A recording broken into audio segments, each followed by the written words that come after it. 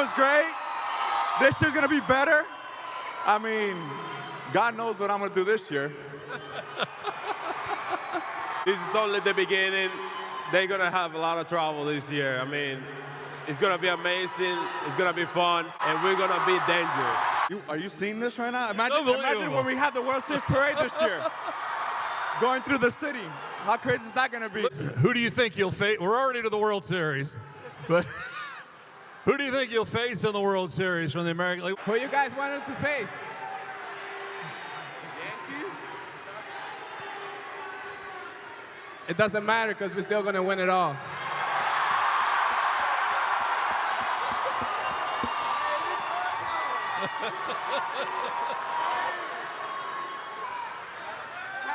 If you're part of the 70% of viewers not subscribed, come aboard and make sure to hit that button if you enjoy the content and join the wonderful subscribers of the channel. As today we're going to be talking about how bad, how lifeless, how infuriating, how disappointing the San Diego Padres have been.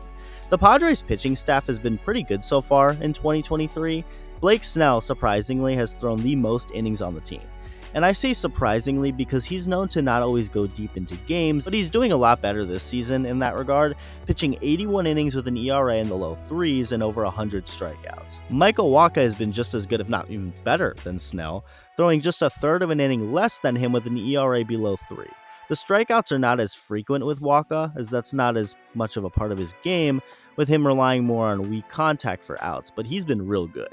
As for the supposed ace of the team, Joe Musgrove, his season didn't start out too well, dropping a weight on his foot during spring training, which fractured his left big toe, and maybe that was a sign of things to come for this Padre team after all. A minor shoulder injury then held him back a little bit before Musgrove finally made his return back to the mound, and although things didn't necessarily start too hot for him, he's been great as of late, especially in the month of June, pitching to a 2.10 ERA in 5 June starts. The bullpen has the hard-throwing, nasty Josh Hader reprising his role as the team's closer, followed by a ton of guys who are just simply getting the job done, pitching real well. So you have somewhat of a three-headed monster assembled at the top of your rotation, an elite closer, followed by plenty of other reliable bullpen arms, and the immediate thought must be, oh, this team has got to be the best in baseball. Are you kidding? With their incredible offense? Who's stopping them? Well, if I traveled back in time and told you about how the pitching staff would be by this point in the season, you probably would have thought the Padres were the best. It's certainly what I would have believed. I mean, when you have 4 out of 9 guys in a lineup who alone are worth $100 million this year, you would be almost insane not to expect that lineup to be insanely good. Yet, here we are with that lineup in fact not good, and a Padres team that's not the best in baseball. They're not even first in their own division either. They're not second, and no, they're not even third. The Padres are in 4th place out in the National League West Division, 6.5 games back of the 3rd place Dodgers, 7 games back of the 2nd place Giants, and 9.5 games back of the 1st place Arizona Diamondbacks, who are a whole other fascinating conversation on its own. Get this, the Padres are actually closer in the standings to the last place and almost 20 games under 500 Colorado Rockies than they are to being in 1st place. Yet the Padres have a top 3 payroll in baseball, right behind the New Yorkers, the Mets, and Yankees. Despite having the highest payroll in all of baseball, the Mets are currently in 4th place in the NL East and 8 games back of a playoff spot, while the Yankees are barely clinging on to a wild card spot despite having the 2nd highest payroll, and those teams are whole other topics of conversation as well. But that of course brings us to the Padres, the 3rd highest payroll, with that team being in the seemingly lifeless position that they're in. Like I talked about, the hitting has mostly been the issue this year in San Diego, but there are some pitching issues as well. Not many, obviously, but we gotta start with Yu Darvish, a Padres problem that could have very well been avoided by the Padres. Why is Yu Darvish a problem? Well, to start, he has an ERA near 5 in 80 innings pitched. He's been bad, but what's scary is that the Padres are committed to him for 5.5 more years. Before the season, despite Darvish pushing past his mid-30s, the Padres decided to sign him to an extension worth over $100 million over the course of the next 6 seasons, starting in 2023 this year, meaning Darvish doesn't become a free agent until 2029, when he's 41 years old, and when he will of course likely retire if he hasn't already by that point. That contract never made sense to me to begin with, and it obviously doesn't look good so far. Now, Yu Darvish is still Yu Darvish. He can be nasty, and maybe he'll turn it around. There's a good chance he will, but there's gotta at least be some worry about how bad he's been this year so far. Now we can get to the biggest issues of the 2023 San Diego Padres. Literally every other hitter than two, Juan Soto and Fernando Tatis Jr. Ironically, Juan Soto actually started the year terrible, being their worst hitter, arguably, hitting under 200 for a lot of April. His on-base percentage was still good because Soto walks like nobody else, but he wasn't hitting the ball well. That has since changed because from April 20th, the day Tatis actually made his return, and on, Soto's easily been one of the best hitters in baseball, has climbed his batting average up to the 270s, and his OPS well over 900. And speaking of Tatis, he has been nothing short of awesome since coming back.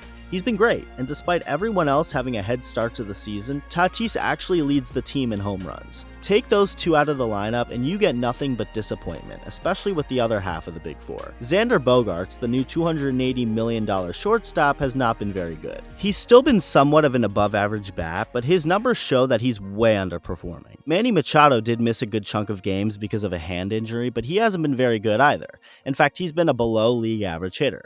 Trent Grisham, terrible. Matt Carpenter, terrible. Jay Cronenworth, terrible. One of the catchers, Austin Nola, belongs in single A. Rougned Odor and Nelson Cruz have both been bad. I mean, this lineup has really been a nightmare.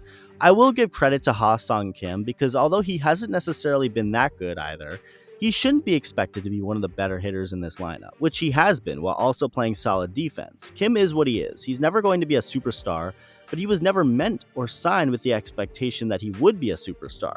He's doing his job, being a good utility guy, but the other 8 hitters I mentioned, they're not doing their job. A little over a month ago, the Padres lost a series at home to the Kansas City Royals, one of the biggest jokes of a team in baseball right now. And that prompted Padres players to have a player-only team meeting.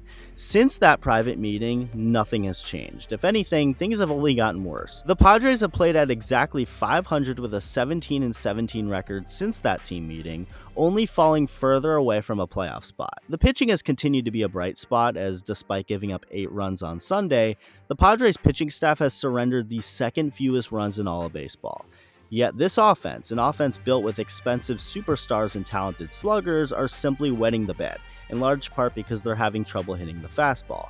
The Padres actually went into their last game in their most recent series against the Washington Nationals on Sunday, batting a league-worst .230 batting average against the fastball. Friday night featured one of those games where the offense actually did what everyone has been expecting them to do all year long, as they went off for 13 runs. There's been a few games like that this season, but not enough, because the very next night, they were shut out by the last-place Nationals, going on to lose the series finale on Sunday 8-3 in front of over 40,000 pissed-off fans.